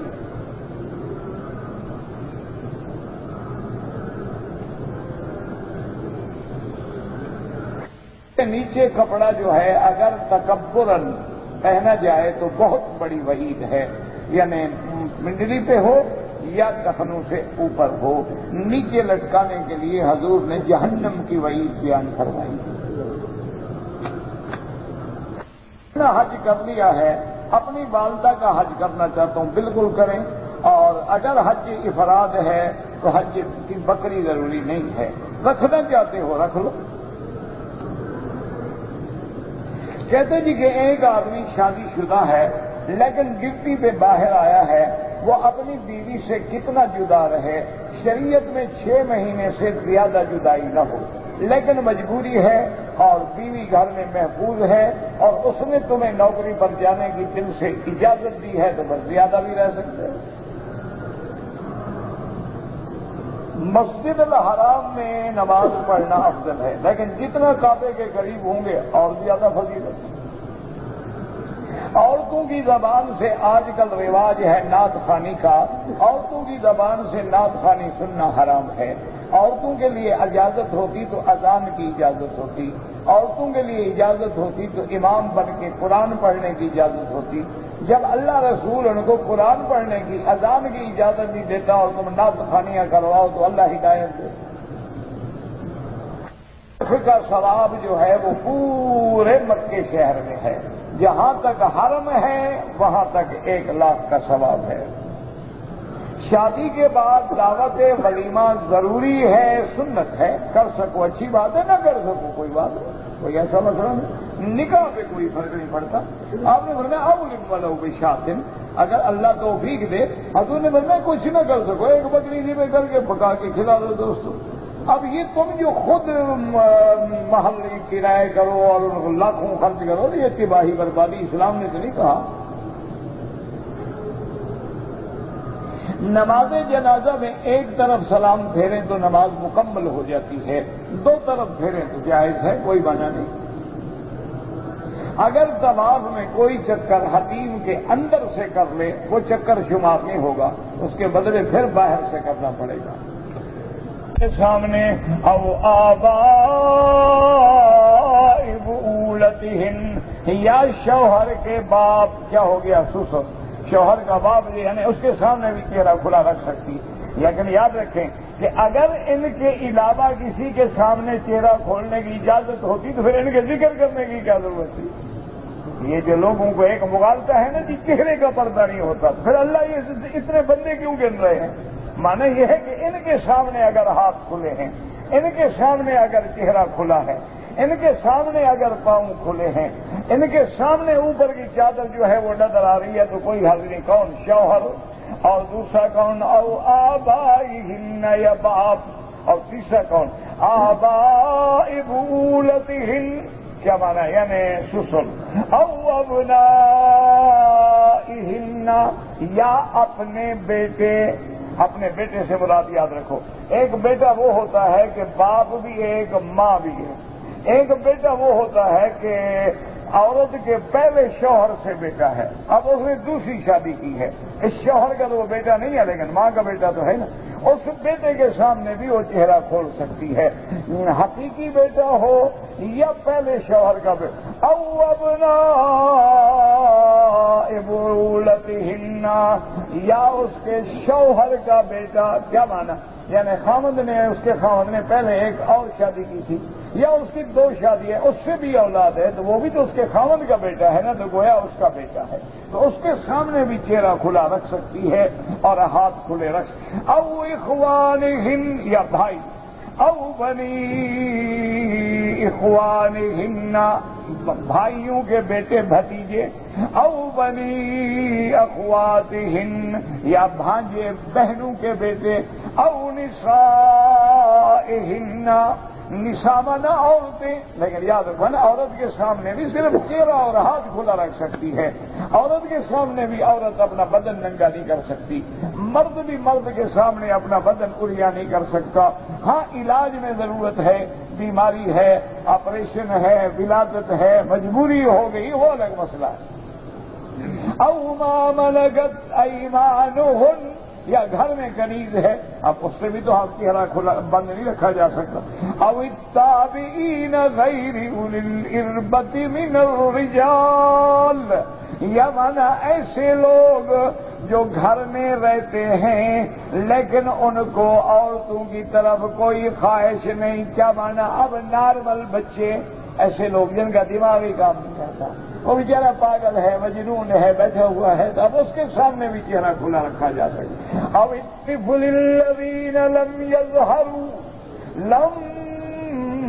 یظہروا علی عورات النساء،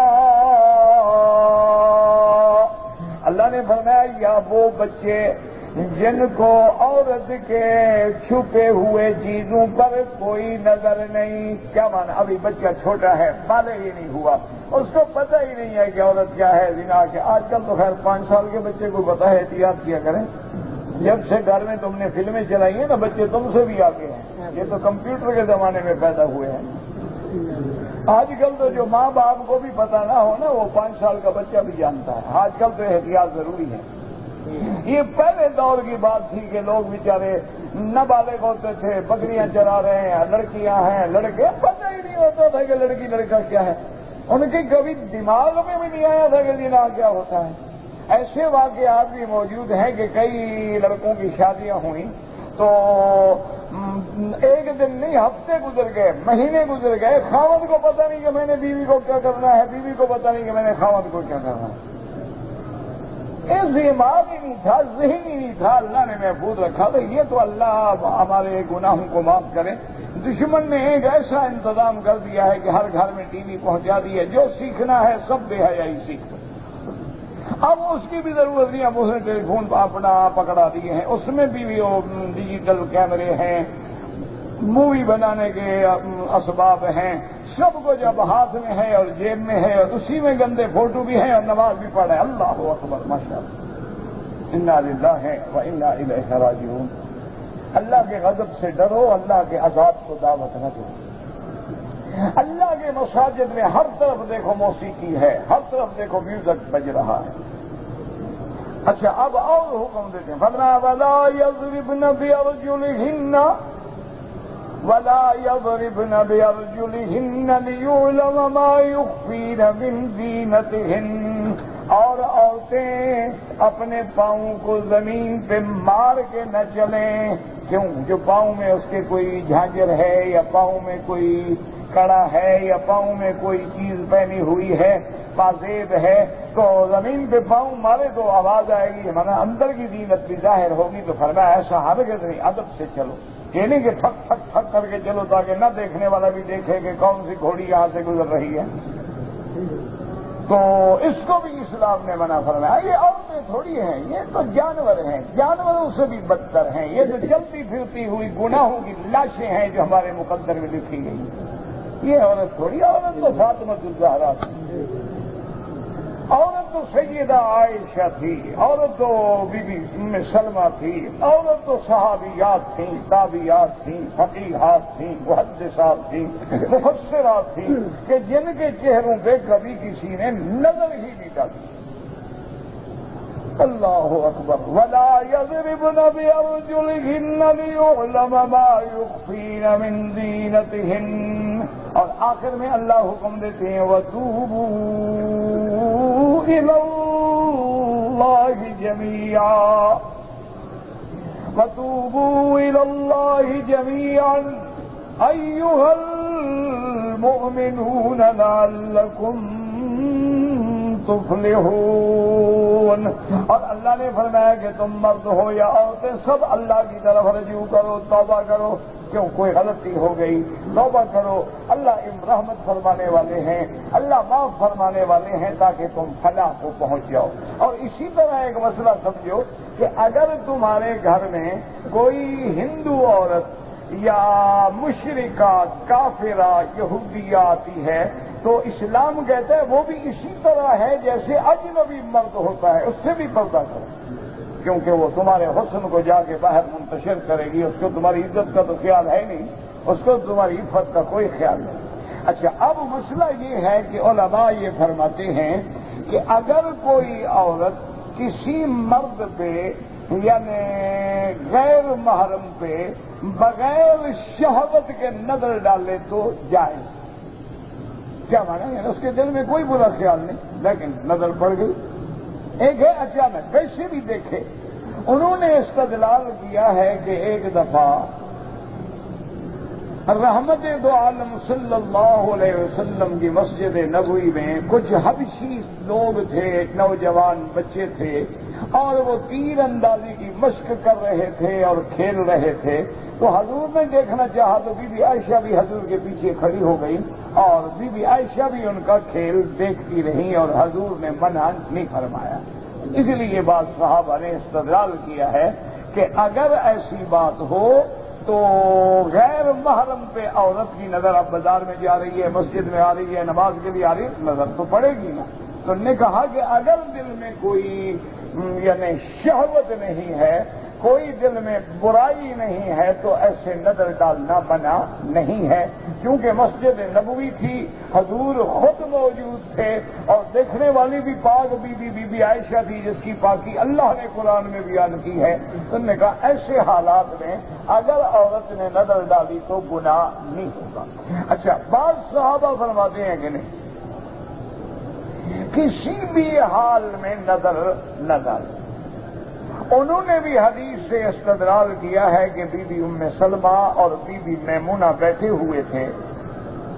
حضور کی بیویاں ہیں، امہات المومنین ہیں، ازواج رسول اللہ ہیں، کہ حضرت عبداللہ ابن ام مکتوم صحابی ہیں، نابینا ہیں.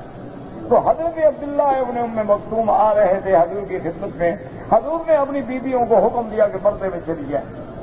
انہوں نے کہا یا رسول اللہ کس سے پردہ کریں، وہ تو نابینا ہے بیچارہ. عبداللہ ابن ام مکتوم جو ہے وہ تو نابینا صحابی ہے، وہ ہمیں تھوڑا دیکھے گا. آپ نے فرمایا انتما، اچھا وہ تو نابینا، تم تو نابینا نہیں ہو. صحابی تو نابینا ہے، وہ نہیں دیکھے گا، لیکن تمہاری تو آنکھیں ہیں نا، تم تو دیکھو گی. تو حضور نے منع کر دیا. تو اب دو قول ہو گئے. ایک قول میں ہے کہ اگر نظر ڈالی جائے بغیر شہوت کے تو جائے، اور ایک قول میں ہے کہ بالکل ناجائز ہے، کہ حضور نے منع فرما دیا کہ تم نابینا صحابی کو بھی نہ دیکھو. اب ان دونوں حدیثوں کو جمع کیا محدثین نے.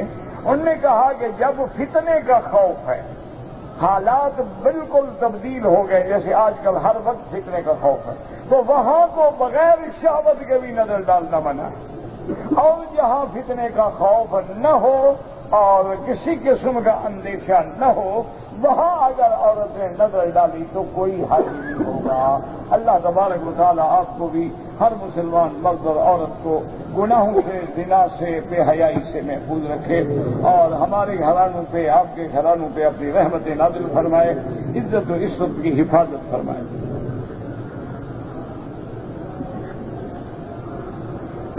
کہتے جی کہ ایک آدمی نے مدینہ منورہ سے آتے ہوئے احرام نہیں باندھا.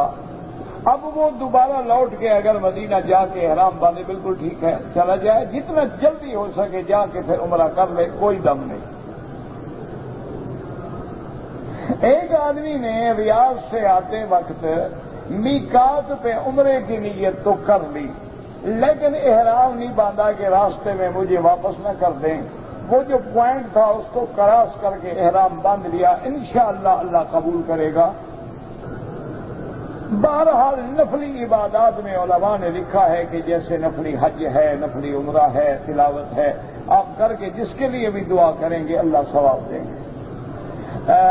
کہتے تھے کہ میں 4 مہینے سے مکے میں رہتا ہوں اور رمضان کے بعد میں نے کوئی عمرہ نہیں کیا. یہ میرا پہلا حج ہے. تو پہلا ہو یا 1000واں ہو، آپ کا حج افراد ہوگا، اور مکے والے سب جو ہیں ان کا بھی حج افراد ہوگا. حج افراد ہو، تمتع ہو، قران ہو، کوئی مسئلہ نہیں. آپ حج افراد کریں، آپ پر حج کی بکری واجب نہیں ہے. کہتے تھے کہ ہم انڈیا میں رہتے ہیں، پردے کا وہاں اہتمام نہیں ہوتا ہے. تو بات جب ہم بازاروں میں جاتے ہیں تو صاف بات ہے کہ نظر جو ہے پڑتی ہے عورتوں پہ. بہرحال آپ کوشش یہ کریں کہ حضور نے فرمایا کہ شر البقاء الاسواق، شر البقاء الاسواق. آپ نے فرمایا سب سے بری جگہ بازار ہوتی ہے، اور خیر البقاء المساجد، سب سے اچھا جگہ جو ہے وہ مسجدیں ہوتی ہیں. آپ بغیر ضرورت کے بازاروں میں نہ پھریں. ہاں مجبور ہے، دکاندار ہیں، پھر اپنی نظروں کو جھکا لیا، بچنے کی کوشش کی. اللہ دلوں کو جانتا ہے، نیتوں کو جانتا ہے. اگر ایک آدمی پاکستانی ہے یا کوئی ہے، مکے میں رہتا ہے، اس نے عید الفطر کے 30 دن مدینے پاک سے عمرہ کیا ہے، تو بہرحال بعض ائمہ فرماتے ہیں کہ حج تمتع ہے، اس کو ایک بکری دینی ہوگی. امام ابو حنیفہ فرماتے ہیں اس کو عمرہ نہیں کرنا چاہیے تھا، اب بکری دے لیکن جرمانے کی. بہرحال اب آپ کو ایک بکری دینی ہے. اس حدیث کے بارے میں من صلی فی مسجد 40 صلاۃ لا یفوتہ صلاۃ، بہرحال اس کی بحث جہاں یہ حدیث مبارک ہے نا، کسی شرح میں دیکھ لیں، تفصیل مل جائے گی. وقت نہیں ہوتا کہ آدمی احادیث پہ بحث کرے.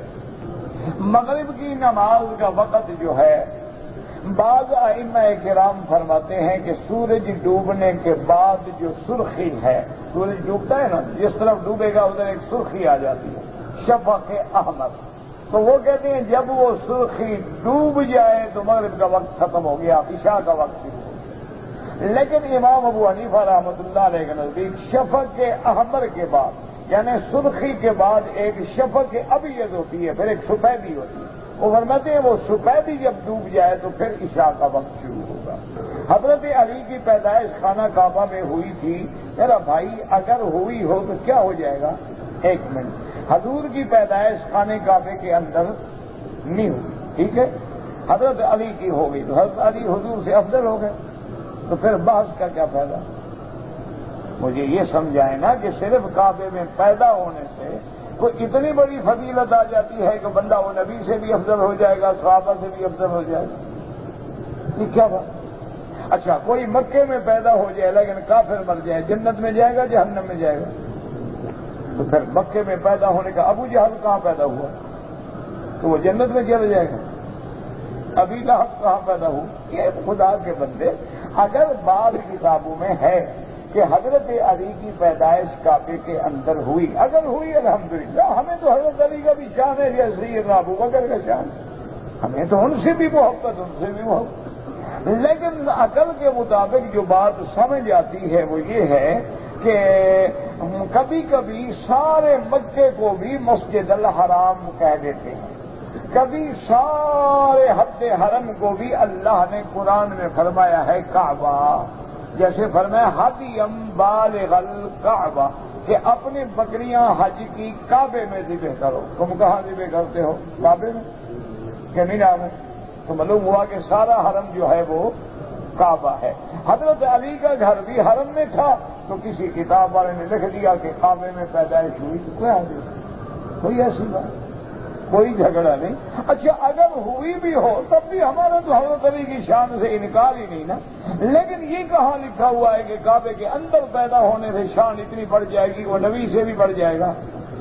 کہتے جی کہ حضور پاک کا جنازہ پڑھایا گیا تھا، تم اپنے جنازے کی فکر کرو، تمہیں معصوم نبی کا کیا فکر ہے؟ نہ جنازہ جو پڑھا جاتا ہے کیا اس میں کیا دعا کی جاتی ہے کہ اللہ اس کے گناہ، تو نبی گناہگار ہوتے ہیں؟ ہاں جی، جنازے پہ اصرار کرنے والا پہلے نبی کو گناہگار مانتا ہے، ان کو ضرورت تھی کہ ہم جا کے بخشوائیں حضور کو، کوئی خوف خدا کرو۔ جاہلوں نے مسئلے بنا دیے، حضور کا جنازہ نہیں پڑھا گیا، اچھا آج جو مسلمان شہید ہو رہے ہیں ان کا جنازہ نہ پڑھا جائے کیا ہو گیا؟ مسلمان ہوائی جہازوں میں کریش ہوتے ہیں، مر جاتے ہیں، کتنے میرے بھائی ہیں مسلمان ہیں جو اس زلزلے میں ابھی تک دبے ہوئے ہیں، کسی نے جنازہ لاش ہی نہیں نکالی تو ان کا کیا ہو جائے گا؟ گناہ ہوگا؟ تو خدا کا خوف کرو، نبی کے جنازے پہ بحث کرتے۔ جہاں کتابوں میں آیا ہے کہ جنازہ نہیں پڑھایا گیا، مانا ہے کہ حضور کے جنازے کا کون امام بنے، اور حضور کو پھر جنازے کی دعا کی ضرورت ہی نہیں ہے، وہ تو 10 صحابہ کمرے میں جاتے تھے، درود پڑھ کے باہر نکل آتے، اس لیے لکھ دیا گیا جنازہ نہیں پڑھا گیا۔ اور یہ کہتے ہیں کہ نہیں جناب ابو بکر نے جنازہ نہیں پڑھنے دیا، تو حضرت علی کہاں چھٹی پہ گئے ہوئے تھے؟ کیوں مجبور کرتے ہو کہ ہم وہی زبان استعمال کریں جو تمہاری زبان ہے؟ نہ حضرت علی مشکل کشا کہاں تھے؟ تم کبڈی کھیلو تو علی پہنچ جاتا ہے، نبی کے جنازے کے لیے نہیں پہنچا۔ تم کرکٹ میں یا علی کو پکارو تو علی آ جاتا ہے ماشاءاللہ بلہ مارنے کے لیے، لیکن حضور کے جنازہ پڑھانے کے لیے نہیں پہنچے۔ خدا کا خوف کرو، شرم کرو، اپنے جنازوں کی فکر کرو، دعا کرو اللہ ہمارے خاتمے ایمان کے کرو۔ نبی میرا تو امام الانبیاء والمرسلین ہے، وہ تو جب تک جنت میں داخل نہ ہو کوئی داخل ہی نہیں ہو سکتا۔ کہتے جی کہ حدیث سے ثابت ہے کہ 20 رکعت تراویح ہے، ہاں جی بالکل ثابت ہے، حدیث ہے حضور کی کہ علیکم سنتی و سنت الخلفاء الراشدین، میری سنت میرے خلفاء راشدین کی سنت، تو حضرت عمر نے کیا، صحابہ کا اجماع ہو گیا، وہ سنت ہے۔ نہ تمہیں تکلیف کیا ہے، نہ پڑھو گی، نہ ایمان سے کہو۔ کبھی ہم نے پکڑا ہے آپ کو یار کہاں بھاگے کھڑے میں 20 پڑھو، پکڑا ایمان سے کہو۔ کوئی 8 پڑھتا ہے اللہ قبول فرمائے، کوئی 20 پڑھتا ہے اللہ قبول فرمائے۔ رمضان کی راتیں جاگنے کے لیے ہیں، جتنا جاگو گے جتنا گل ڈالو گے اتنا میٹھا ہوگا۔ جس نے 20 رکعتیں پڑھی 20 لاکھ کما گیا، جس نے 8 پڑھی وہ 8 لاکھ کما گیا۔ اس میں جھگڑا کیا ہے؟ مجھے یہ تو سمجھاؤ، کون سا کفر اسلام کا مسئلہ ہے؟ اگر حدود حرم میں کہیں شہد کا چھتا ہے تو شہد لے سکتے ہیں، افضل تو یہ ہے کہ نہ لیں، اگر لیں تو اتنی قیمت خیرات کریں۔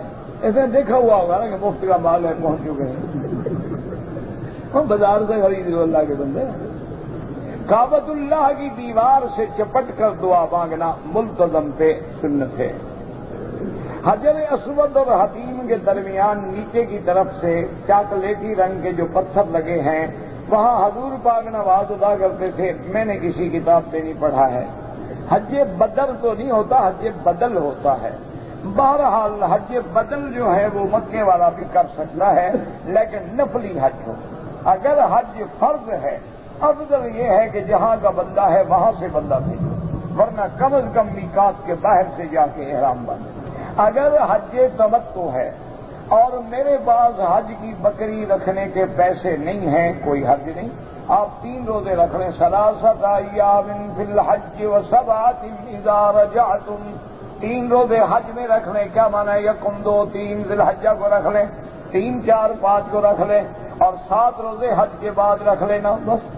ایک عزیز ہے، ان کی والدہ فوت ہو گئی، اللہ مغفرت فرمائے، اللہ تمام فوت ہونے والوں پر رحم فرما، اللہ جو لوگ قبروں میں ہیں ان کی قبروں کو باغ جنت بنا، اور جو زندہ ہیں ان کی ہدایت کے فیصلے فرما، اور جو بیمار ہیں ان کی شفا بھی فیصلہ فرما۔ اگر کسی بیوی نے اپنے خامند کو محبت میں آگے بھائی کہہ دیا، کچھ نہیں ہوتا جناب، باپ بھی کہہ دے تو کچھ نہیں ہوتا۔ اسی لیے تو اللہ نے سب مرد کی زبان میں رکھا ہے نا، عورتوں میں ہوتا تو روز حرام کر دیتی۔ مرد اگر کہہ دے تم میری بہن کی طرح ہو تو حرام ہو جائے، لیکن عورت کہہ دے کہ تم میرے بھائی ہو تو ہر کلمے پڑھنے والا ایک دوسرے کا بھائی ہوتا ہے، کیا فرق پڑ جاتا ہے؟ کچھ نہیں ہوتا، فکر نہ کرو۔ یہ محبت نہیں، وہ جان چھڑوانا چاہتی ہوگی۔ محبت میں بھلا بیوی بھی کبھی بھائی کہے گی؟ نہ، ایمان سے کہو، محبت میں آج تک آپ کو کوئی ایسی بیوی ٹکری ہے؟ وہ میرا بھائی جان چھڑانا چاہتی ہے، فکر کرو۔ اللہ سب کے گھروں کو آباد رکھے، اللہ طلاق سے بچائے، اللہ حرام سے بچائے، اللہ زنا سے بچائے، اللہ فتنے سے بچائے، اللہ جن بیٹیوں کے رشتے نہیں ان کے آسان فرما دے، جن کے رشتے ہو چکے ان کو ان کے گھروں میں آباد فرما دے۔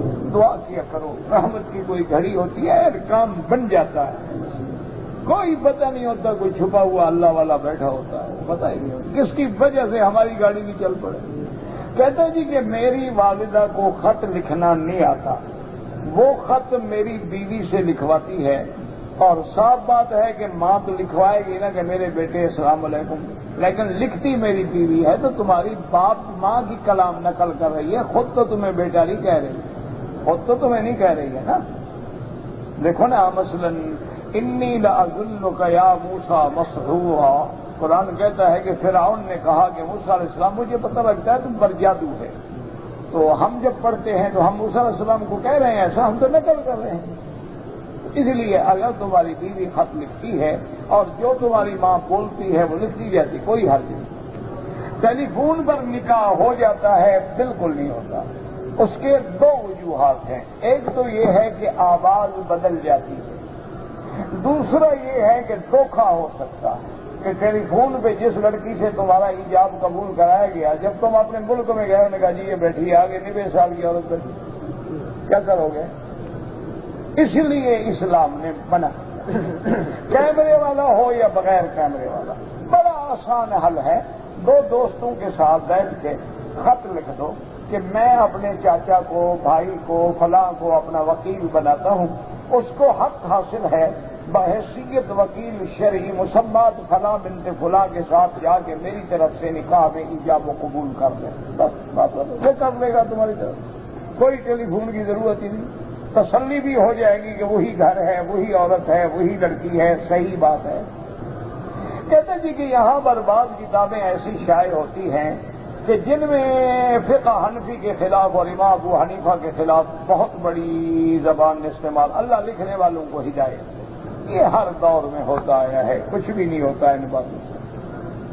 عرفات میں خطبہ سننا جو ہے وہ بھی ضروری ہے، لیکن گم ہونے کا خطرہ ہے تو آپ اپنے کیمپ میں رہیں، وہی ریڈیو کھول لیں، سنتے رہیں۔ حج افراد کرنے والا چاہے پہلا حج ہو یا 10واں ہو یا دوسرا، کوئی بکری حج کی واجب نہیں، اللہ پیسے دے تو کر دو، کوئی منع بھی نہیں، सलात तस्बीह तो रिवायात में आता है, लेकिन ज़ईफ रिवायतें हैं। आजान से पहले दरूद शरीफ पढ़ने का हुक्म नहीं है। क़ूलू कमा यक़ूलुल मुअज़्ज़िन, जैसे मुअज़्ज़िन अजान दे तुम भी उसी तरह कहो। क्या माना? अल्लाहु अकबर अल्लाहु अकबर, और जब अजान खत्म हो फिर दरूद पढ़ो, अल्लाहुम्मा सल्लि अला मुहम्मदिन, नमाज वाला दरूद। फिर दुआ मांगो, अल्लाहुम्मा रब्ब हाज़िहि दावति ताम्मति वस्सलातिल क़ाइमा आति मुहम्मदिन वसीलत वबासु मक़ामम महमूदा। और एक हदीस में है कि अगर आगे भी पढ़ सको, रज़ीना बिल्लाहि रब्बन व बिल इस्लाम दीनन व बि मुहम्मदिन सल्लल्लाहु अलैहि वसल्लम नबिय्या। बाकी जो हमारे यहाँ आज का रिवाज है कि पहले भी सलातो सलाम बाद में भी सलातो सलाम, ये इहदास फी दीन है, बिदअत है, सवाब के बजाय भी गुनाह होगा। अगर एक आदमी ने हज कर लिया, तवाफ़े ज़ियारत और सफ़ा मरवा नहीं तोड़ा, अगर उसने 12 तक या 13 तक तवाफ़े ज़ियारत कर लिया, वरना बाद में करेगा तो दम देनी होगी, और जब तक तवाफ़े ज़ियारत नहीं करेगा बीवी भी हलाल नहीं होगी। एहराम बांधा हुआ था, गिट्टी टाइम आ गया, आपने एहराम खोल के कपड़े पहन लिए, लेकिन 8 घंटे तक कपड़े पहने रहे तो दम पड़ गई। नीचे कपड़ा जो है अगर तकब्बुरन पहना जाए तो बहुत बड़ी वईद है, यानी मंडली पे हो या टखनों से ऊपर हो, नीचे लटकाने के लिए हजूर ने जहन्नम की वईद बयान फरमाई। ना हज कर लिया है, अपनी वालदा का हज करना चाहता हूं, बिल्कुल करें। और अगर हज इफराद है तो हज की बकरी जरूरी नहीं है, रखना चाहते हो रख लो। कहते जी कि एक आदमी शादीशुदा है लेकिन ड्यूटी पे बाहर आया है, वो अपनी बीवी से कितना जुदा रहे। शरीयत में 6 महीने से ज्यादा जुदाई न हो, लेकिन मजबूरी है और बीवी घर में महफूज है और उसने तुम्हें नौकरी पर जाने की दिल से इजाजत दी है तो फिर ज्यादा भी रह सकते हो। मस्जिद अल हराम में नमाज पढ़ना अफजल है, लेकिन जितना काबे के करीब होंगे और ज्यादा फजीलत। औरतों की जबान से आजकल रिवाज है नात खानी का, औरतों की जबान से नात खानी सुनना हराम है। औरतों के लिए इजाजत होती तो अजान की इजाजत होती, औरतों के लिए इजाजत होती तो इमाम बन के कुरान पढ़ने की इजाजत होती। जब अल्लाह रसूल उनको कुरान पढ़ने की अजान की इजाजत नहीं देता और तुम नात खानियां करवाओ तो अल्लाह हिदायत दे। का सवाब जो है वो पूरे मक्के शहर में है, जहां तक हरम है वहां तक 1 लाख का सवाब है। शादी के बाद दावत वलीमा जरूरी है, सुन्नत है, कर सको अच्छी बात है, ना कर सको कोई बात हो, कोई ऐसा मसला नहीं। निकाह पे कोई फर्क नहीं पड़ता। आपने फरमाया औलिम वलो बिशातिन, अगर अल्लाह तौफीक दे, हजूर ने फरमाया कुछ न कर सको, एक बकरी जी में करके पका के खिला दो दोस्तों। अब ये तुम जो खुद महल किराए करो और लाखों खर्च करो, ये तिबाही बर्बादी इस्लाम ने तो नहीं कहा। नमाज जनाजा में एक तरफ सलाम फेरें तो नमाज मुकम्मल हो जाती है, 2 तरफ फेरें तो जायज है, कोई मना नहीं। अगर तवाफ में कोई चक्कर हतीम के अंदर से कर ले, वो चक्कर शुमार नहीं होगा, उसके बदले फिर बाहर से करना पड़ेगा। लेकिन बाल नहीं कटवाए, टक लगवाए,